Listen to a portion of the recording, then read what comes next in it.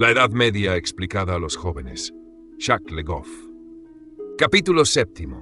El imaginario religioso de la Edad Media, ángeles y demonios, santas y santos, lo maravilloso, dragones y hadas. Al escucharle, uno tiene la impresión de que en la Edad Media la gente vivía constantemente inmersa en la religión y las imágenes religiosas. Sí, es así. En la cristiandad medieval se apelaba con facilidad a la creencia en el más allá. Dios y los personajes sobrenaturales estaban muy presentes en la vida cotidiana. La religión cristiana excitaba poderosamente la imaginación de los hombres y las mujeres y produjo un imaginario propiamente cristiano, es decir, un mundo de imágenes y de símbolos que marcarían a Europa por mucho tiempo. Se pensaba, por ejemplo, que el cielo estaba habitado no solo por Dios y la Virgen María, sino también por seres sobrenaturales, unos buenos y otros malos. Ángeles y demonios. ¿Se refiere usted a los santos? No, porque los santos que están en el cielo son todos justos y siguen siendo hombres y mujeres. Me refiero a los buenos y malos ángeles. Tal como cuenta la Biblia, al comienzo de todo, cuando Dios creó el cielo y la tierra, así como a los dos primeros seres humanos, Adán y Eva, solo estaba rodeado por servidores absolutamente puros, los ángeles, cuya pureza se simbolizaba mediante la blancura resplandeciente de su vestidura.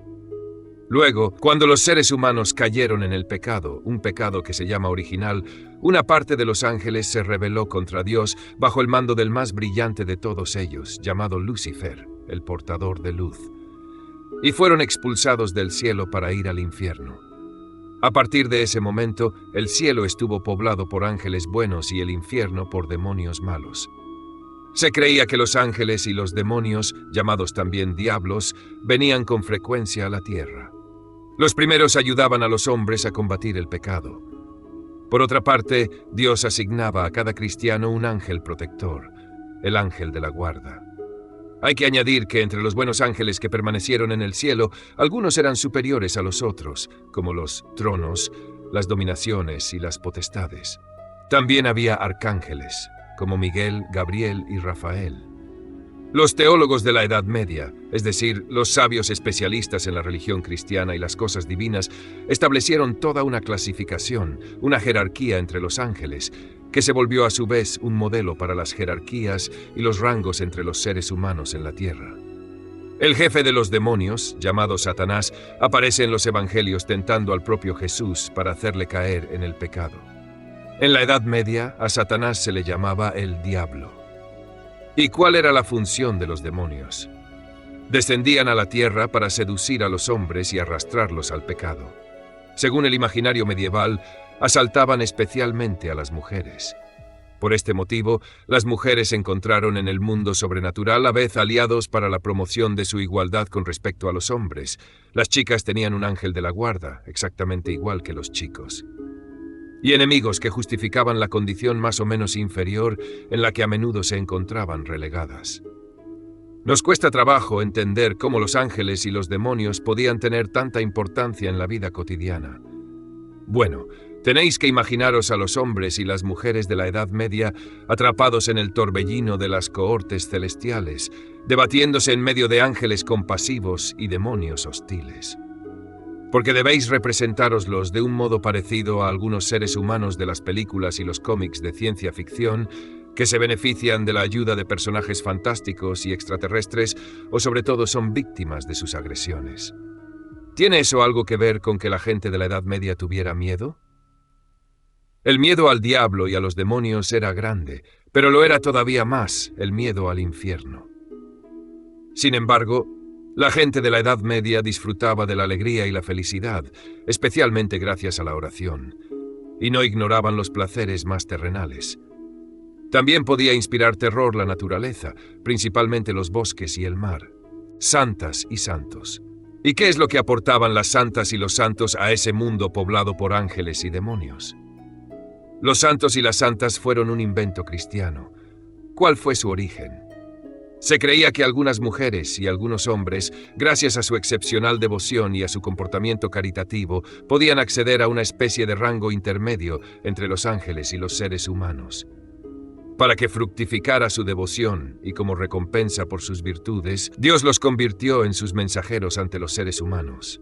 Hizo que obraran milagros, ante todo en forma de extraordinarias curaciones, para casos de enfermedades que se juzgaban incurables o en situaciones desesperadas, como naufragios, incendios y todo tipo de desgracias.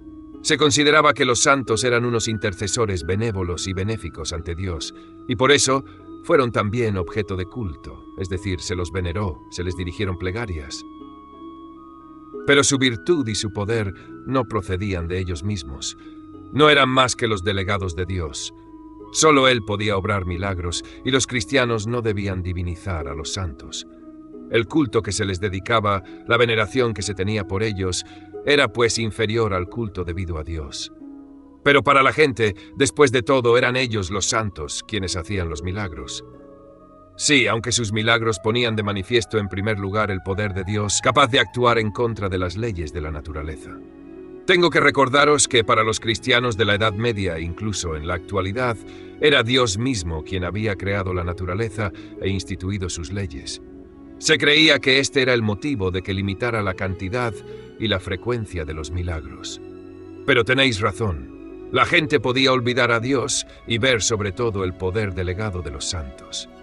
Para reafirmar que era Dios quien realizaba los milagros y fijaba su número, la Iglesia decidió en el siglo XIII que los santos y las santas solo podrían obrar milagros después de su muerte, lo que los diferenciaba de los brujos paganos. Primero localizó los milagros cerca de sus tumbas, pero a continuación los deslocalizó.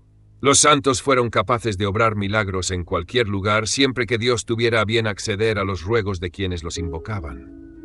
Con todo, hay santos más conocidos que otros.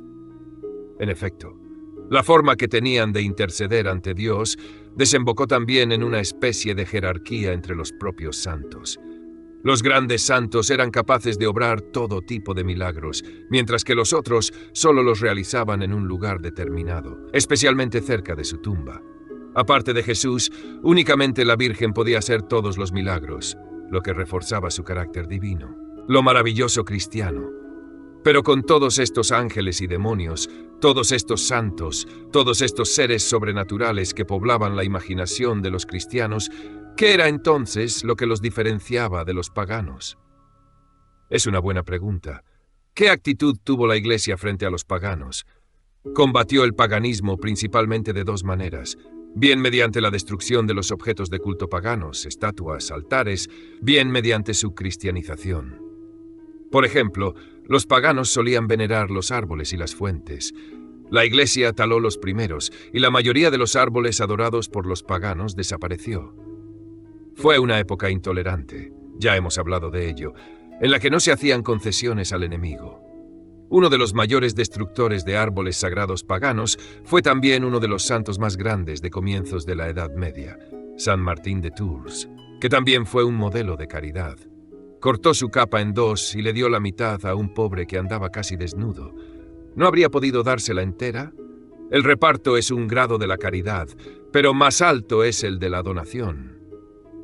¿Y qué hizo con las fuentes? Fueron más bien cristianizadas. Se reparó que su agua no era desde luego agua sagrada, pero que a pesar de todo era benefactora a partir del momento en que un santo la había bendecido. Por eso muchas capillas cristianas dedicadas a los santos están construidas en la cercanía de una fuente cristianizada. Sin embargo, el imaginario pagano sobrevivió bajo numerosos aspectos, especialmente cuando adoptaba formas seductoras. Fue de ese modo como el universo medieval siguió estando poblado, por ejemplo, por monstruos, sobre todo monstruos alados, los dragones. Además, paralelamente a los santos, el pueblo cristiano de la Edad Media siguió venerando a mujeres dotadas de poderes sobrenaturales excepcionales y que solían distinguirse por su belleza, las hadas como Melusina o Viviana. Los enanos y los gigantes también causaban mucha impresión y podían ser buenos, el enano Olerón, el gigante San Cristóbal o malos. Pero, ¿cómo reaccionó a eso la Iglesia? Encontró una palabra para designar este imaginario pagano y a estos seres que no eran decididamente malos, lo maravilloso. Desde luego, lo maravilloso era inferior al milagro, carecía de su carácter sagrado, religioso. En cambio, conservaba la idea de una realidad sobrenatural, que la mayoría de las veces era invisible, pero podía dar lugar también a apariciones, igual que las de los ángeles y los demonios. ¿Nos podría poner un ejemplo? Sí. Hay un ser maravilloso que muestra perfectamente la tendencia a asimilar el imaginario pagano en el imaginario cristiano. Es el unicornio, un ser fabuloso inventado por los sabios de la antigüedad, que lo caracterizaban como un animal dotado de un largo y único cuerno. Ahora bien, los cristianos atribuyeron al unicornio poderes relacionados con Cristo. Se convirtió en el símbolo de una mujer que huía de los cazadores, una especie de virgen a medias pagana y a medias cristiana. Quizás alguno de vosotros haya visitado el Museo de Cluny en París. En él puede verse una escena de tapicería del siglo XV que representa a una hermosísima mujer que recibe a un unicornio. Se le llama justamente el tapiz de la Dama del Unicornio.